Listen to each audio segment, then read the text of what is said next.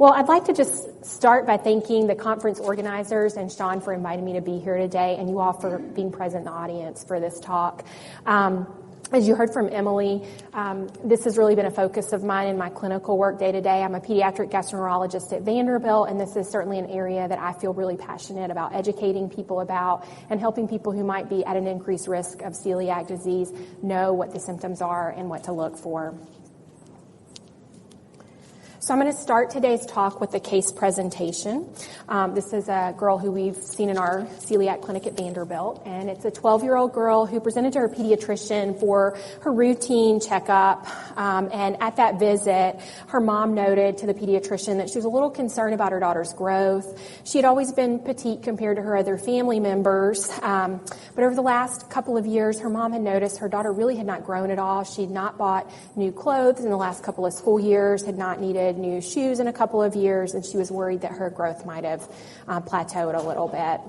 Her past medical history was notable for a known diagnosis of Turner's, a history of congenital heart disease that was repaired in the first year of life, and she'd really been doing very well from that standpoint. And she'd had an ongoing issue with recurrent ear infections that she'd still been recently dealing with. Overall, she was described as a very healthy girl. School performance was good, a little trouble with math that she needed some extra support in, but overall doing well. On physical exam, her pediatrician noticed that when he plotted her on the Turner syndrome growth curve, she had had a plateau in both her height and weight gain. So you can see here on this curve, I'm not sure how well it's showing up, but the darker lines are the Turner syndrome curve, which she had previously been following really nicely along the 50th percentile, and her height growth had just really plateaued out over the previous few years. Whoops. On further kind of discussion with the pediatrician, the girl and her mom reported she'd had some vague complaints of abdominal pain over the preceding few years and some bloating, and they had kind of attributed this to a nervous stomach. She'd been having some difficulty with math at school, and that had led to some stress, and so they thought that might be causing some of the symptoms. Based on these symptoms and her plateaued growth, the pediatrician ordered some blood screening tests for celiac disease, which returned with abnormal results, which you can see here. And I'll draw your attention. We don't need to get into the details of this too much, but these abnormal labs here, including the abnormal tissue transglutaminase, which were quite elevated. So this patient was subsequently referred to see a gastroenterologist and then underwent scope testing, was formally diagnosed with celiac disease and started some dietary management for that and had much improved growth afterwards. So this is just one example of a possible presentation of celiac disease, but I hope for that throughout this talk I'm going to educate you a little bit more about what celiac is exactly, who is at risk, what are the typical presenting symptoms, how is it diagnosed, and how is it treated. So we'll start with what is it. Celiac is an autoimmune disorder, and it causes inflammation in the intestine. It's triggered by gluten, and it affects at least 1% of Americans. We estimate somewhere around 3 million Americans are affected by celiac disease at this time. There are some genetic and autoimmune conditions that we know increase the risk or increase the likelihood of an individual being diagnosed with celiac disease. And you can really develop celiac at any age. This is something that we diagnose in toddlers, school-age children, adolescents, adults, and elderly. So there's no age at which you're kind of out of the risk for it. Early diagnosis is really important because it helps prevent some of the health complications and consequences of untreated celiac disease that I'm going to talk with you some about during this presentation. So I've told you that celiac disease is triggered by gluten. Can I see just show of hands in the room who really feels like they know what gluten is? Okay, some of you do. Not everybody does. So this is a picture of the wheat plant here, and you can see those little kernels down below the plant here. So these kernels are comprised of a few different parts. There's the bran. You may have heard of wheat bran before. You may have heard of wheat germ before. These are all kind of parts of that kernel. And another one of the parts is the endosperm, which is the part of the seed that is really there to nourish a growing wheat seedling. So it contains vitamins and minerals that would help the plant grow. It contains starch, and it also contains protein. And those proteins are gluten. So that's really what it is. It is found in a number of grains, most famously in wheat, but it's also present in barley and rye and a variety of other grains. It's found in a wide variety of foods. There's the ones that you typically think of as being wheat-containing, like breads, pastas, cakes, cookies, but it's in a wide variety of foods that you might not expect that contained gluten. The name gluten comes from the Latin word for glue, and that's because when flour gets mixed with water, the gluten is what makes the dough kind of sticky and kind of stick together. And so it gives products made with gluten that kind of, when you bake a bread, it's kind of what makes the bread spring back on you. And it's also the reason that a lot of products that are made to be gluten-free sometimes don't have the same texture that the gluten-containing counterparts do. In the intestine of an individual with celiac disease, when they ingest gluten, it activates their immune system, and this causes inflammation and damage to their intestinal lining. So celiac is really a unique autoimmune disorder because there's an environmental trigger for it. An elimination for that environmental trigger leads to complete resolution for the disease.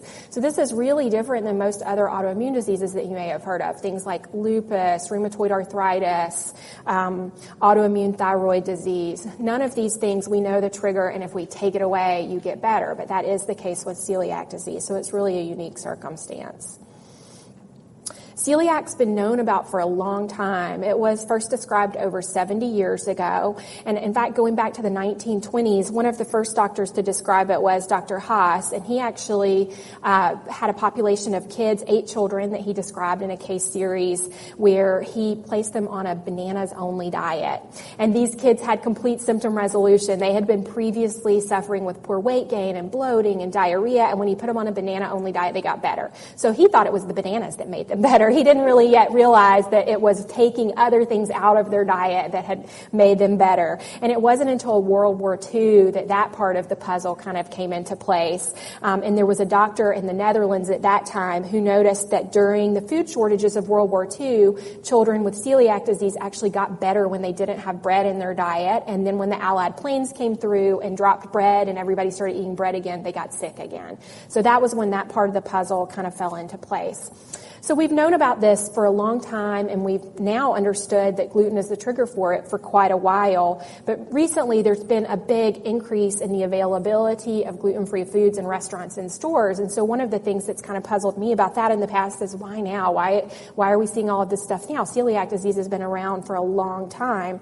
I think it's probably multiple factors. One of them is that we've gotten better about identifying celiac disease and making the diagnosis. And the other is that there are a lot of people who eat gluten-free foods by choice, either because they perceive it to be a healthier dietary option, they just want to eliminate it, or maybe they have non-celiac gluten sensitivity.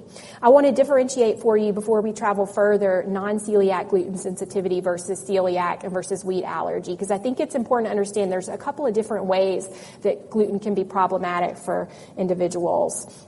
And celiac is really different than gluten sensitivity, although gluten sensitivity can cause similar symptoms. So gluten sensitivity causes gastrointestinal symptoms, undesirable symptoms like belly aches, diarrhea, bloating when you ingest gluten, but the medical workup is all normal. There's no abnormal labs for celiac disease. If we look at the intestinal lining of individuals with gluten sensitivity, it's normal.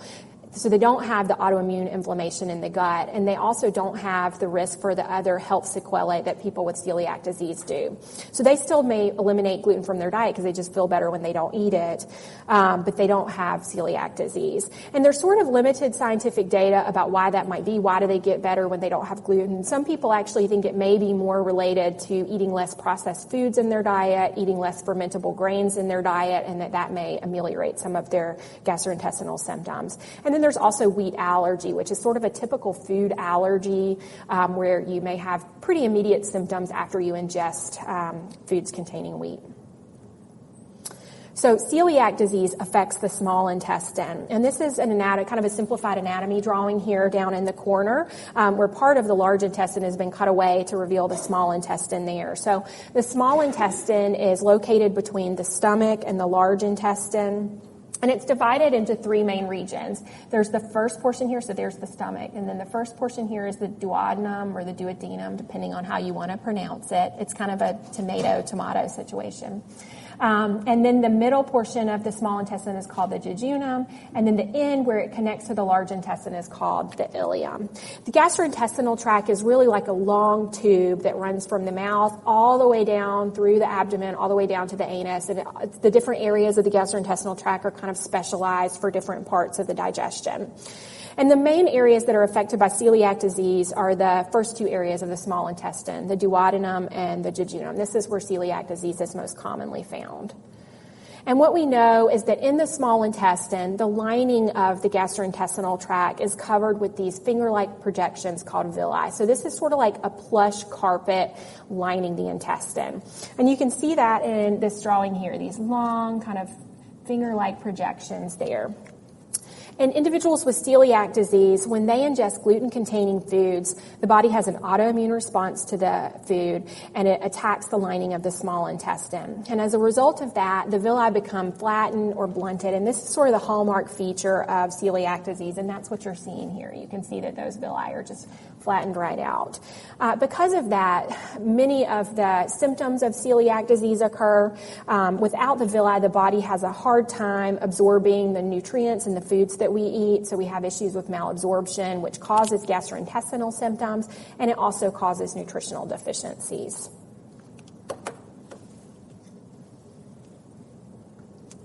Celiac disease symptoms vary a lot, and this is one of the things that makes it a challenging diagnosis to make. There's a whole group of what we call intestinal symptoms, things that kind of focus around the gastrointestinal tract, like poor growth, failure to thrive, diarrhea, bloating, abnormal stools. You can actually have constipation, which is kind of almost the opposite. About 10 to 15% of people present with constipation. Abdominal pain, vomiting, and liver disorders, namely elevated or abnormal liver function tests.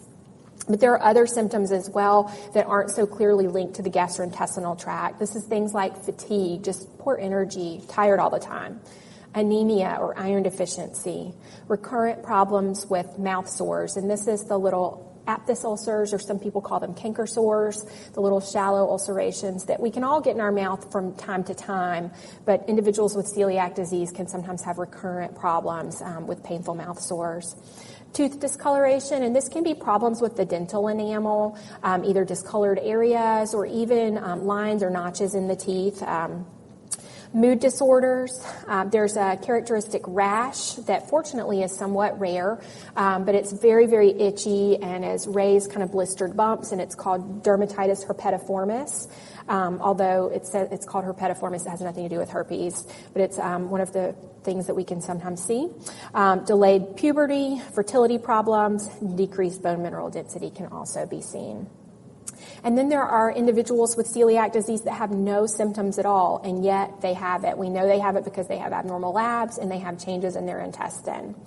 And so celiac disease is sometimes referred to as an iceberg, with the idea being that when we look at an iceberg, the part that we see is the part that's above the surface of the ocean. We see this little bit sticking up here.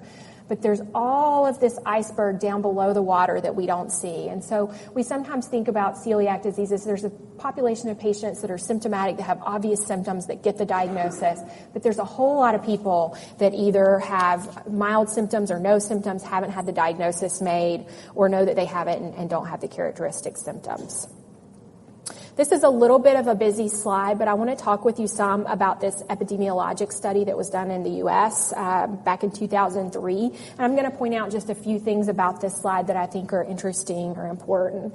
This was a pretty big study where they took over 13,000 individuals and screened them for celiac disease. And so I want to draw your attention first to the side over here where you see healthy individuals. So in looking at over 4,000 healthy individuals, they found that about 1 in every 133 of those individuals actually had celiac disease. So these are people that had no clue that they had celiac disease. It's only found out because they were screened for this study.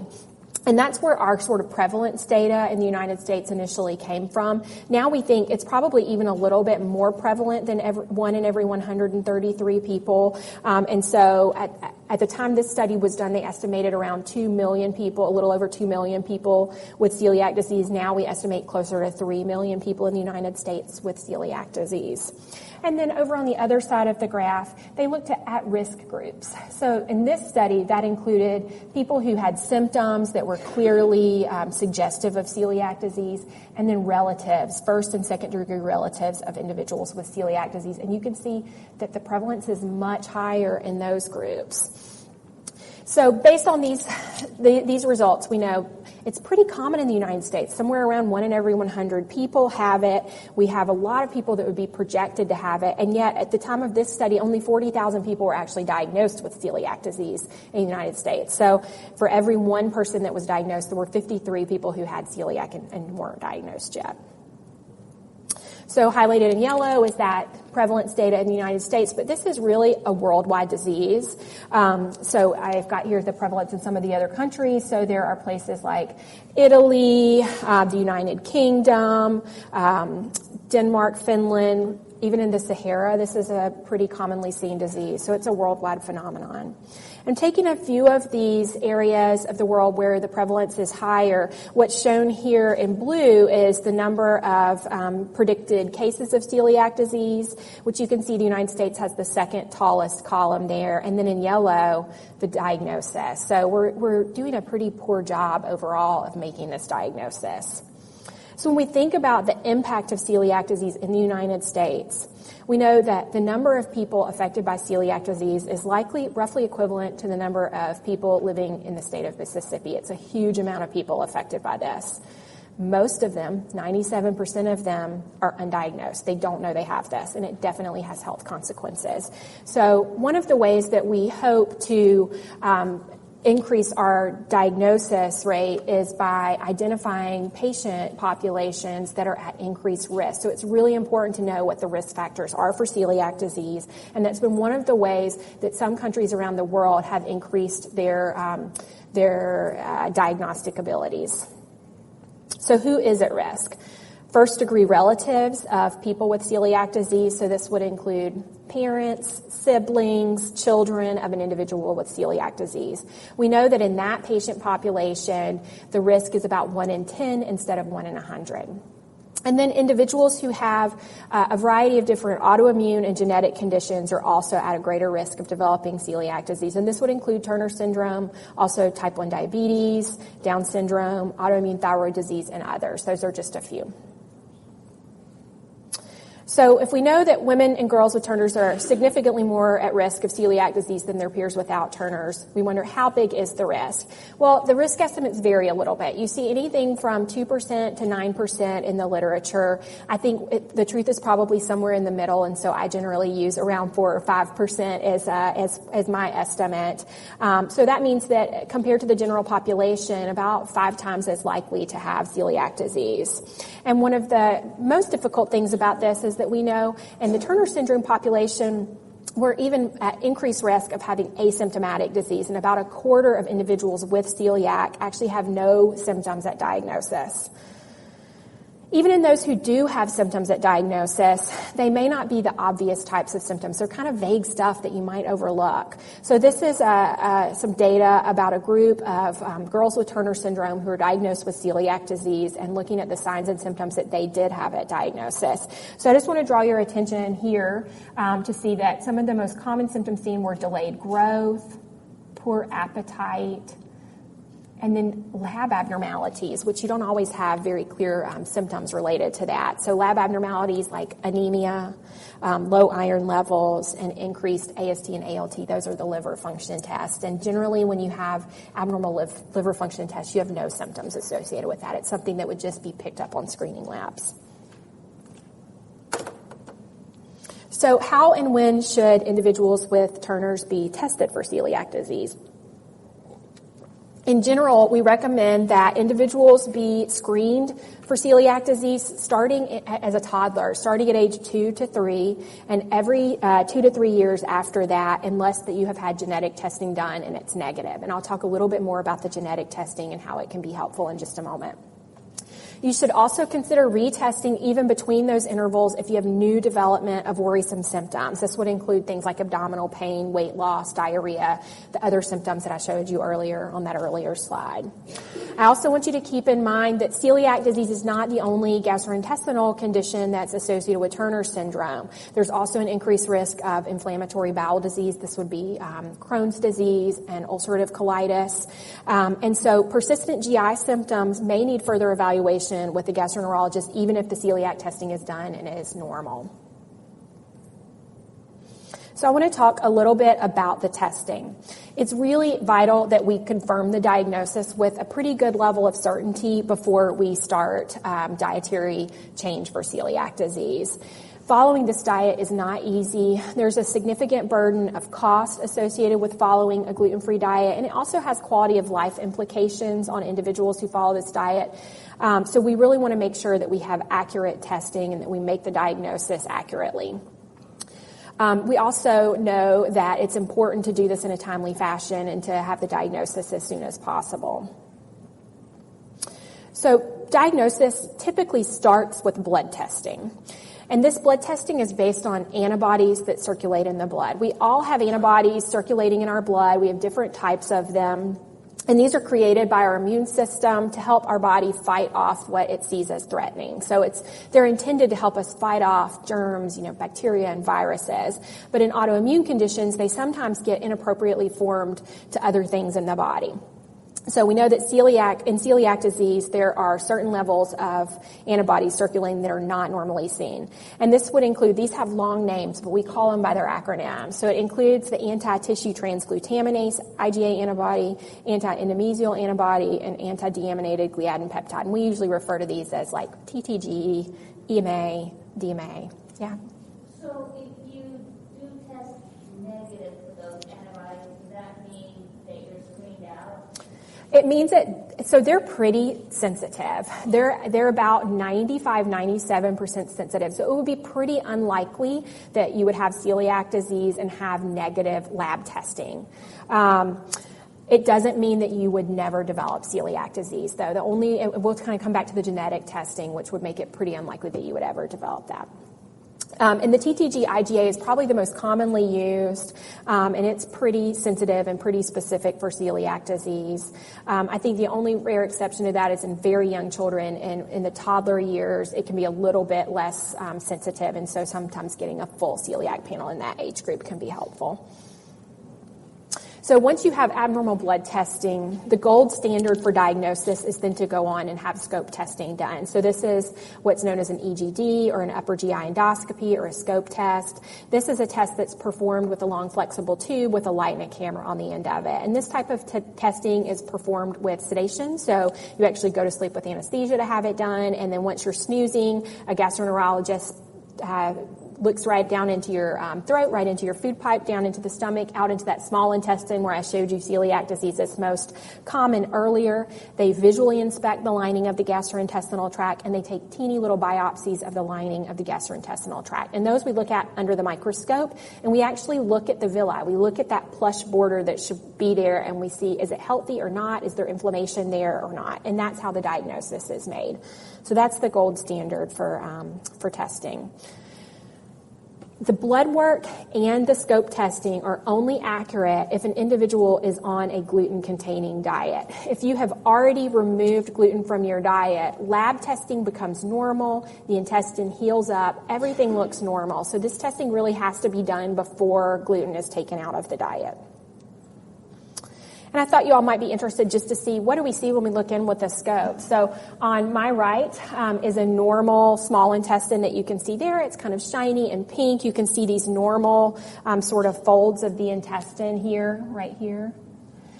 And then on this side, this is an individual with celiac disease on this side. So it's subtle. You can't see a whole lot with the naked eye. But you can sort of see this, what we call scalloping, where it looks kind of notched right here. We sometimes see that with the naked eye, but it's not enough to look with the naked eye. We have to really look under the microscope to see the characteristics findings, and that's what's here in the middle. So on this side here, you can see these long villi there. This is the microscopic view.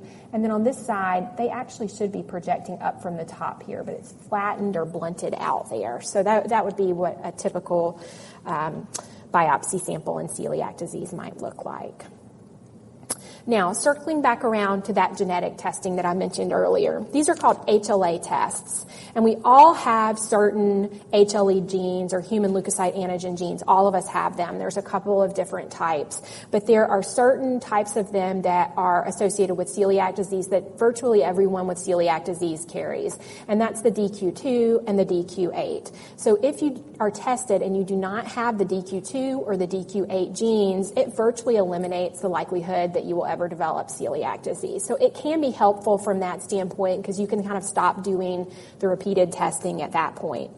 If you test positive for the genes, it doesn't mean that you will develop celiac or you do have celiac. About 20 to 30% of the population carry these genes, and we know that only 1% of the population goes on to get celiac disease. So I kind of think of these genes as a genetic risk factor. It doesn't mean that you're definitely going to get it. So I kind of think of it like a light switch in the room. Not all of us even have the switch in the room. Some of us have the switch and it never gets flipped on, and for others of us, we have the light switch and something, probably an environmental trigger, flips it on, and then we get celiac. So I think this testing can mostly be helpful in individuals who have an affected family member, individuals with a genetic risk factor like Turner's, or in diagnostic dilemmas where we're not quite sure if we're right about the diagnosis or not. So I'm going to shift gears a little bit and talk about the treatment of celiac disease. The only treatment for celiac disease is strict lifelong avoidance of gluten in the diet. People do not outgrow celiac disease. There is no effective pharmaceutical option. There's no medication by prescription or over-the-counter that treats celiac disease at this time. We know that if individuals avoid gluten strictly from their diet, they exhibit intestinal healing, all the symptoms go away, nutritional deficiencies go away. But even trace tiny amounts of ingested gluten can cause continued intestinal inflammation, even if you don't have symptoms. So how do you do a gluten-free diet? What is it all about? Well, the FDA has defined gluten-free foods as foods that contain less than 20 parts per million of gluten. And there are lots of foods that are naturally gluten-free that you can sort of eat without worry. And that would include fresh fruits and fresh vegetables that are unprocessed, dairy products, eggs, fish, meats, and gluten-free grains. Some of the gluten-free grains, and there are a lot of them, but some of the ones you might be most familiar with would be things like rice, corn, soy, flax, chia, quinoa. These are all completely gluten-free. But there are a lot of foods that you have to avoid. So wheat, rye, and barley, and malt. Oats don't have gluten in them, but they are often contaminated by gluten if they're processed in facilities that also process gluten. So you have to look for oats that are certified gluten-free. And then there's a lot of things that are derived from wheat, barley, and rye. Things like semolina flour, bran, couscous, spelt. These are all things that they don't say, they are not shouting at you, hey, I'm wheat, but they are. And gluten can hide in a lot of places. We don't have to go into detail about this, but it can hide in breading and batter, in dressings and marinades, sauces and gravies.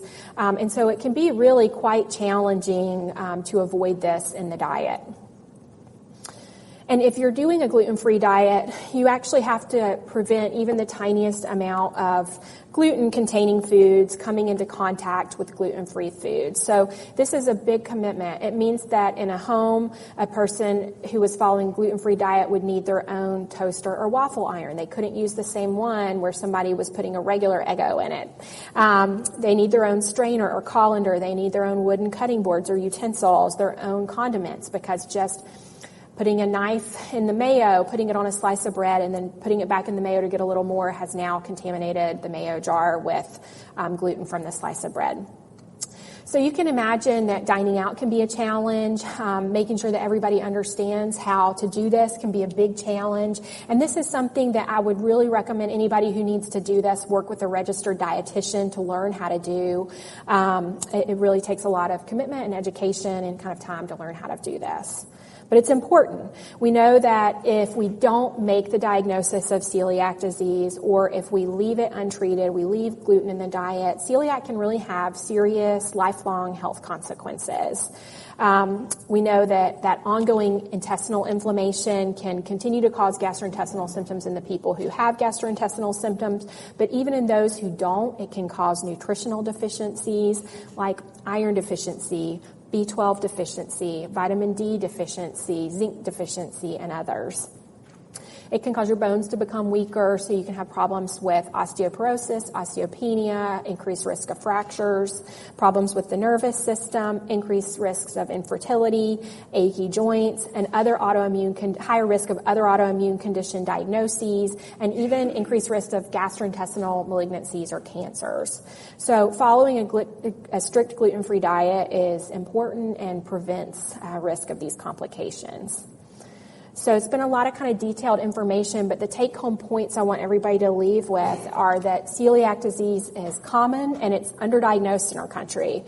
Individuals with Turner's have an increased risk of celiac disease compared to the general population. There may be few or no symptoms, so screening is important. Early diagnosis and gluten elimination can help prevent complications of celiac disease. Screening testing is available and should be done on a gluten-containing diet. If it's abnormal, you need further testing. And I'd like at this time to kind of open up for questions if anyone has any. Yes? I have a two-part question. Okay.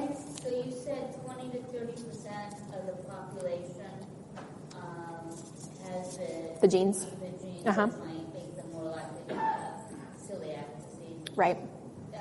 Do those folks tend to come from certain parts of the world? Yes, there definitely. There are maps of where these genes are more common, and they definitely are also. You could overlay the maps of where these genes are more common with where celiac disease is found and where gluten is a big part of their diet, because there are some parts of the world where these genes are present, but people don't really eat gluten in their everyday life, so they have less celiac disease. But yes, absolutely. The maps of where it's found maps along with where these genes are found. And you had said that if you get tested for those genes and you don't have them, you're virtually unlikely. Extremely unlikely.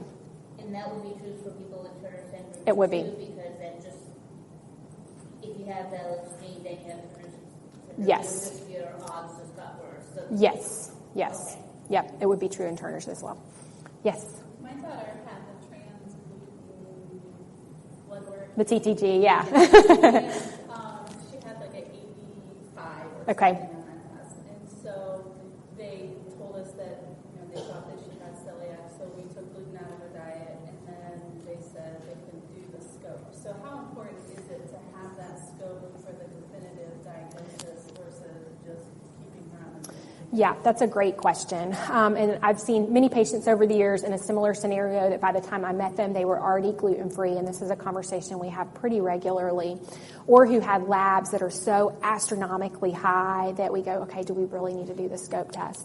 Well, so there's kind of the long answer is that the gold standard for diagnosis is still to do a scope test, but there are scenarios like yours where it's impossible at that point. If you were going to do it, you would actually have to reintroduce gluten in the diet, put gluten back in for about 6 to 8 weeks, and then do the testing at that point. So oftentimes people feel like it's really not worth it. Sometimes it may become worth it depending on the age of the individual, because I have seen some circumstances where people get this diagnosis pretty young in life. They don't have a scope test and they do well for a while, but then they come up to teen years and say, are we 100% sure I have this? I'm not really don't want to do this diet. And so I've even had circumstances where at that point we reintroduced gluten and did the confirmatory testing so that we could just say, yes, you definitely have it. You need to do this as a lifelong dietary change. Are there other reasons that would cause that? You can have false positive antibody testing. You certainly can. And we see that from time to time. That's part of the reason that the recommendation is to have a scope as a follow-up test. It's pretty accurate. I think the laboratory testings, the labs usually say it's around 95, which gives me great confidence. But in my practical life, I see more false positives than that. So I don't know if it's I think it has a little bit more higher false positive rate than the lab reports. Yes? Lectins, anything sort of like gluten? Lectins? Yes. Like soy lecithin? Or? Yes, I'm not. No, it'd be totally different. Yep. The symptoms could be the same? Are you thinking of lactose or? Lactose. Okay, that's probably soy lecithin. No, that's a totally different issue than gluten. Yep. What's the question? And once you've had villi cleansing, right? Yes. Can the health of the villi be restored? Yes. Yes. So it takes time.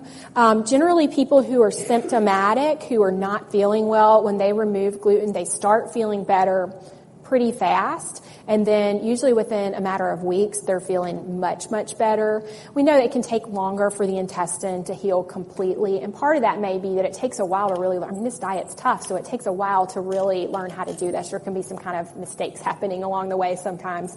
But yes, it should. What we aim for is that the labs come back completely to normal and for a normal intestinal lining.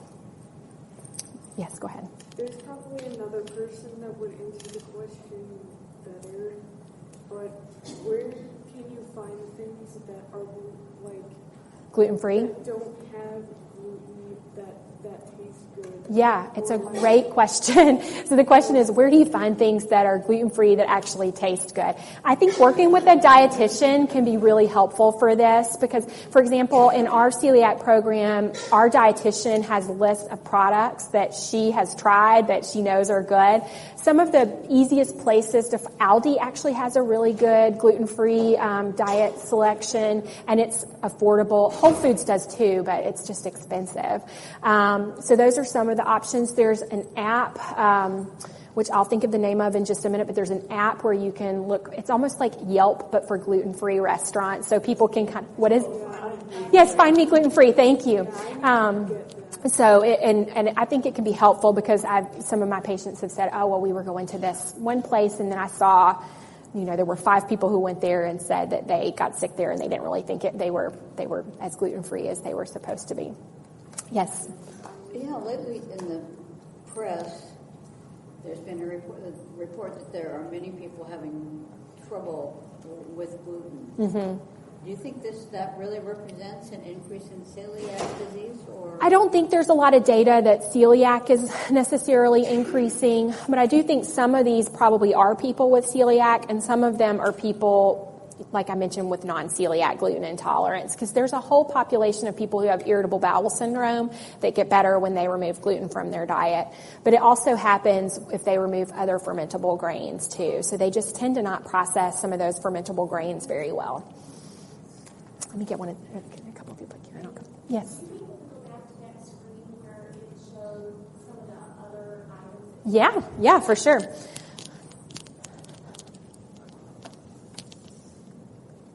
This?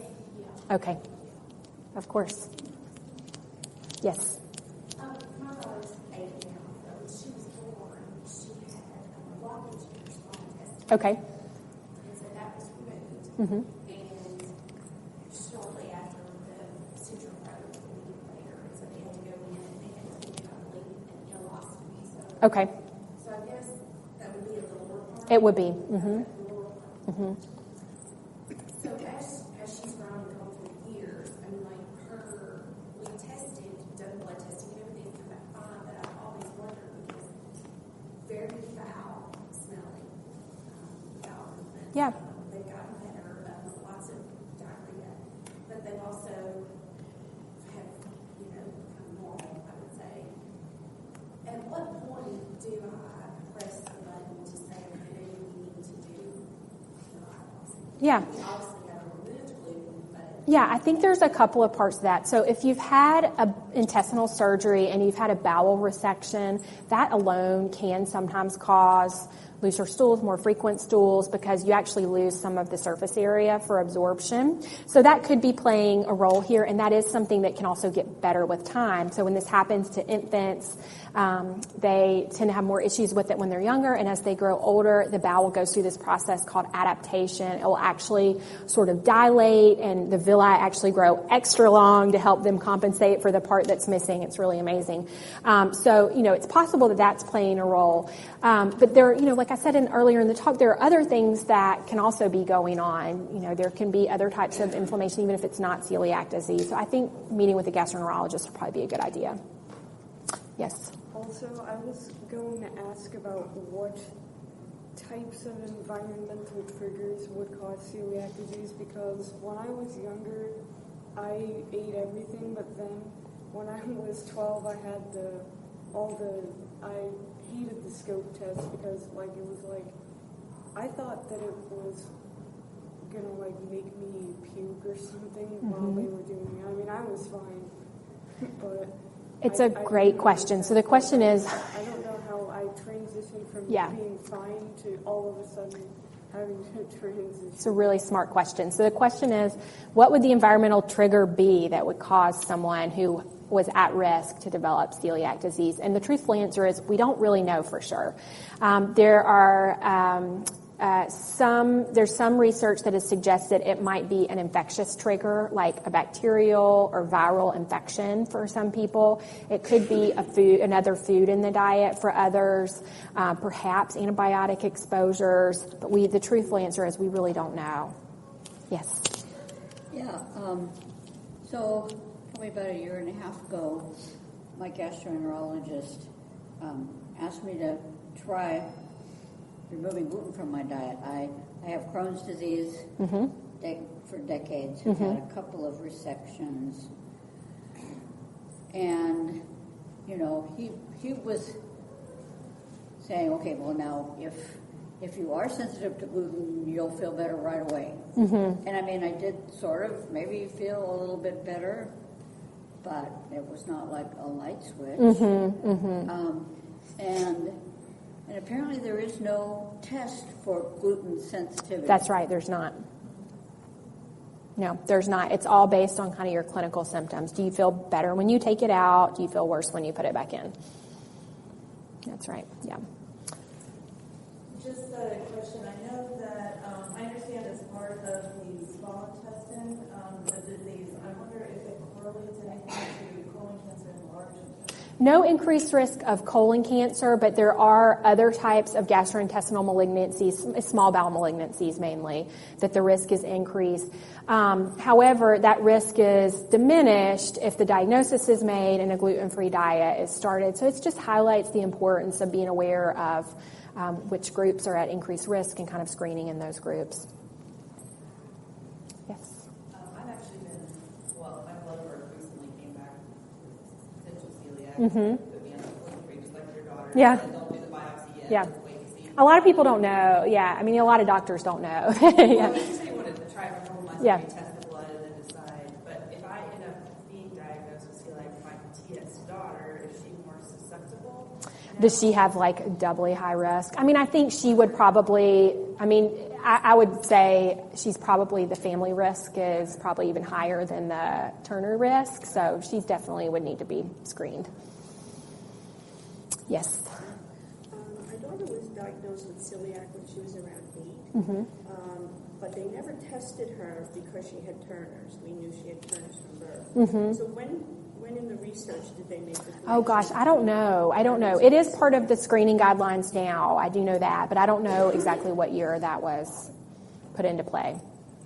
I wish I knew that. I'm sorry. Because until we came here, we didn't realize there was a connection. Right. They were asking us, well, is your family from Northern European descent and questions like that. Yeah. But Turner's never came up. Yeah, I think it's not well known. I really do. I don't think that everyone knows that. Even healthcare providers, I don't think always know that. Yes. If you've been diagnosed with celiac and you've eliminated gluten, can you occasionally cheat without causing major health problems? No. No gastroenterologist will ever give you the go-ahead to cheat. So I would say no. I think you have to.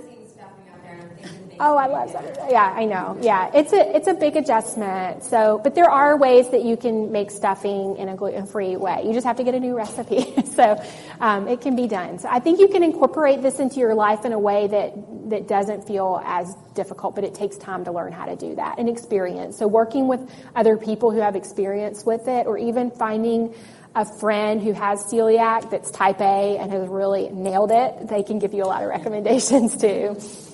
Yes. Has genetically modifying foods for wheat impacted us? No link there. Mm-mm. Is there some types of beer that are? Beer's not okay. Yeah, beer contains gluten.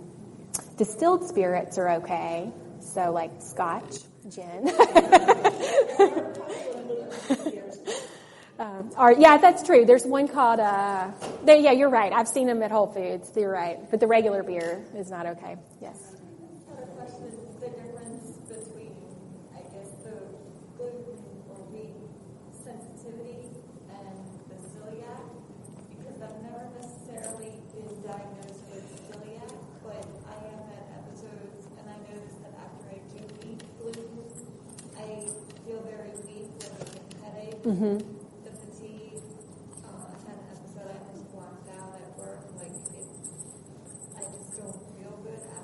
Right. And I did have testing after that, and it came back that my levels were elevated. Okay. But I was never necessarily diagnosed. Okay. So I kind of, if I can do gluten-free, I do, but I've kind of gone fully gluten-free. Okay. I know You should have a full evaluation. So the question is, if I have symptoms associated with celiac disease, I have labs that are abnormal. I've cut down on gluten, it sounds like, but I haven't completely removed it. You can still get testing done. You don't have to have a ton of gluten in your diet to have accurate testing done, but if you're having gluten in your diet on a regular basis, you should still be able to have that testing done. The other, your gastroenterologist could help you kind of come up with a plan of exactly how much you were going to have in your diet before you underwent the rest of the testing. The other thing to know is that probably in the next few years, there will be a test available for people who have already removed gluten from their diet. It's not commercially available. It's not clinically available at all right now, but it's still kind of in the research phases of things. But there is some testing coming online that will be available even if you've already removed gluten from your diet. So I look forward to that. I think it's going to come out for adults first because it's going to require a sizable amount of blood, and then the lab's going to have to figure out how to do it on a smaller amount of blood so that we can do it for kids. Yes? So is there any data that shows a connection between celiac disease and lactose intolerance? Yes. So there is an increased risk of lactose intolerance in individuals with celiac disease. For those in the audience that may not know, lactose intolerance is a difficulty digesting lactose, which is the sugar in dairy products. And the lactase enzyme, which is what helps us digest that lactose, lives on the tips of those villi. So that's where the enzyme actually is. So if you have some intestinal inflammation or some villus blunting from celiac disease, very common to see lactose intolerance there. And even just in the general population, it's pretty common, and it's something that typically becomes more common the older that we get. So you can imagine a baby is designed to drink a lot of milk, and so babies have tons of this enzyme, and the older that we get, sort of the less and less and less lactase enzyme that we have. So the more we can sort of saturate the amount of enzyme that we have less. So for many people, they may do okay with a little bit of lactose, but just not a lot. So you can do like aged cheeses or yogurt okay, but you can't drink a milkshake or a big glass of milk type of thing. Sounds familiar maybe. Okay. Any other questions before we wrap up? Well, thank you guys so much for coming today. I really enjoyed talking with you guys.